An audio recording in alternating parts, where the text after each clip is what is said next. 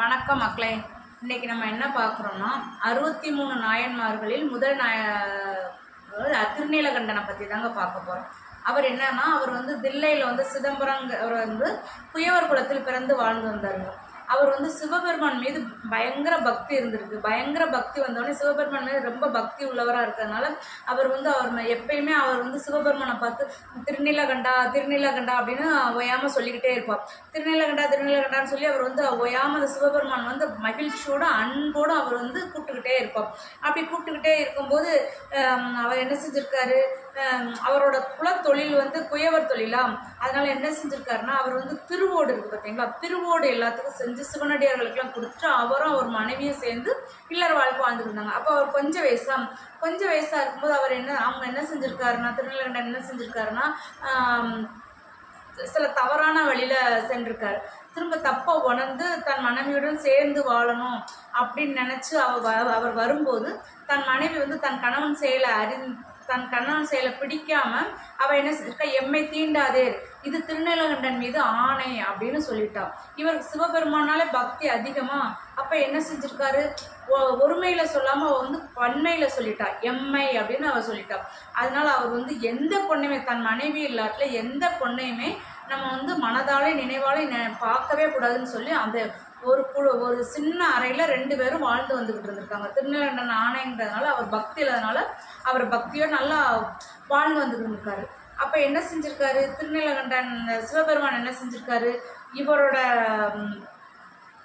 சிவபெருமான் என்ன செஞ்சிருக்காருன்னா சிவயோகி மாறி இவர் வந்து வேஷம் போட்டு கோவணம் அணிஞ்சு இவர் வீட்டுக்கு, அந்த குயவர் வீட்டுக்கே போயிருக்காரு. போய் திருவோடு கொண்டுகிட்டு போயிருக்காரு. திருவோடு கொண்டுட்டு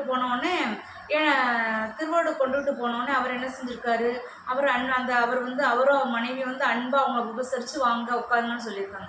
அப்போ அவர் சொல்லியிருக்காரு, நான் வந்திருக்கேன், இந்தாங்க இந்த என்னோட திருவோட நீங்கள் பந்தஸ்தா வச்சுருங்க, நான் எப்போ வந்து கேட்பேனோ அப்போ நீங்கள் தாங்க அப்படின்னு அவர் சொல்லிட்டார். சரின்னு சொல்லிட்டு அவர் எப்போ வந்து கேட்பேனோ அப்போ வந்து தாங்கணும்னு அவரும் என்ன செஞ்சிருக்காரு, அந்த குயவர் அன்பா எடுத்து அந்த பத்திரமா எடுத்து ஒரு ஓட்டை அந்த திருவோட்டை கொண்டு பந்தஸ்தா வச்சுட்டார். பந்தஸ்தா வச்ச உடனே அவர் தான் சிவபெருமான் தான் விளையாட்டு காட்டுவார், பயங்கரமா விளையாட்டு காட்டுவார்ல. அப்ப என்ன செஞ்சிருக்காரு, திருவோட்டை மறைச்சிட்டார், காணாம போற மாதிரி வச்சுட்டார். திரும்ப அவர் வெளியிலலாம் போயிட்டு அந்த சிவயோகி மாதிரி வந்து திரும்ப வந்து அந்த குயவர் வீட்டுல இருந்து என்னோட திருவோட்டை தா அப்படின்னு சொல்லி கேட்குறாரு. அப்படி கேட்டவுடனே இவரும் வந்து எல்லா பக்கமும் தேடுதாரு, ஆனா திருவோடு காணலை.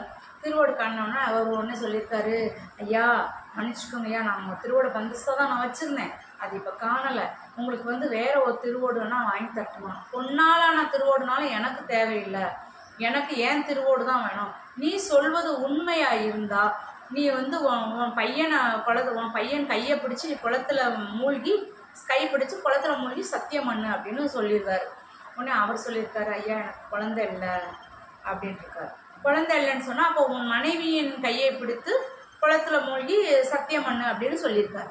உடனே அவர் வந்துட்டு சொல்லியிருக்கார், இவர் என்ன சொல்லியிருக்காருன்னா, ஐயா நான் வந்து ஒரு சாபத்தினால என் மனைவியுடன் சேர்ந்து கைப்பிடிக்க முடியாத சூழ்நிலை ஆயிடுச்சு அப்படின்னு அவர் சொல்லியிருக்காரு.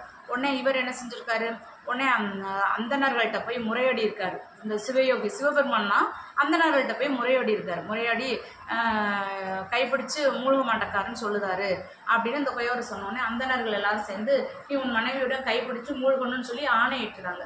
சரி அப்படின்னு சொல்லிட்டு அவர் என்ன செஞ்சிருக்காரு, திருக்குளத்துல வந்து ஒரு மூங்கில் எடுத்து இரு முனையிலையும் என்ன செஞ்சிருக்காரு, தன் மனைவியும் அவளும் சேர்ந்து மூழ்கும் போது அவர் என்ன செஞ்சிருக்காரு, கைப்பிடிச்சு தான் இருவரும் மூழ்கணும்னு சொல்லி இது நான் ஏற்க மாட்டேன் அப்படின்றாரு. உடனே அவர் என்ன செஞ்சிருக்காரு, சரி ரைட்டுன்னு சொல்லிட்டு அவர் தன் மனைவியை கைப்பிடித்து தன் சத்தியத்தை அனைவருக்கும் வெளிப்படுத்தணுங்கிறதுக்காக அவர் என்ன செஞ்சிருக்காரு, சிவபெருமான் இவர் என் மேல பக்தியா இருக்கிறதுனால இவர் என் மேல பக்தியில சத்தியத்தை எப்படி காப்பாத்தி வந்தாரு அப்படிங்கிறதுக்காக சிவபெருமான் வந்து இவரோட திருநீலகண்டனோட அதாவது பக்தியை வந்து மக்களுக்கு உணர்த்தணுங்கிறதுக்காக அவர் இந்த விளையாட்டு காட்டியிருக்காரு.